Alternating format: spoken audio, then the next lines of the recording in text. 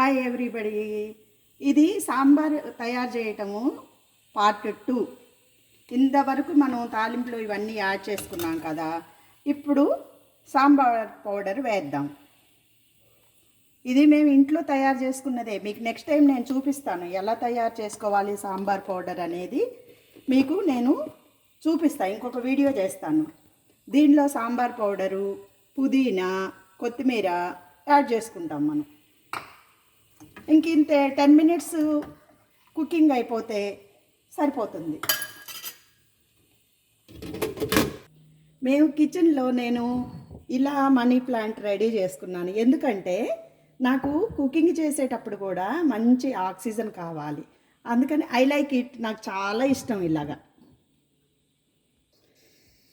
ఇలా మీరు కూడా డిఫరెంట్ బౌల్స్, మంచి అందమైన జార్స్ తీసుకొని ఇలా మనీ ప్లాంట్ పెట్టుకొని కిచెన్లో పెట్టుకుంటే మనసుకు చాలా ఆహ్లాదంగా ఉంటుంది. మనకి మైండ్కి చాలా హాయిగా ఉంటుంది, ఆక్సిజన్ వస్తుంది. మనకి ఎంతో ఇష్టంగా ఉంటుంది. కిచెన్లోకి రావాలంటే బోర్గా ఉండదు. Bye everybody. మీకు కూడా ఈ వీడియో నచ్చితే సబ్స్క్రైబ్ చేసుకోండి, లైక్ కొట్టండి. మీరు కూడా ఇలా సాంబార్ చేసుకొని ఇష్టంగా తిని మీ రిప్లైస్ నాకు ఇవ్వండి. Thank you.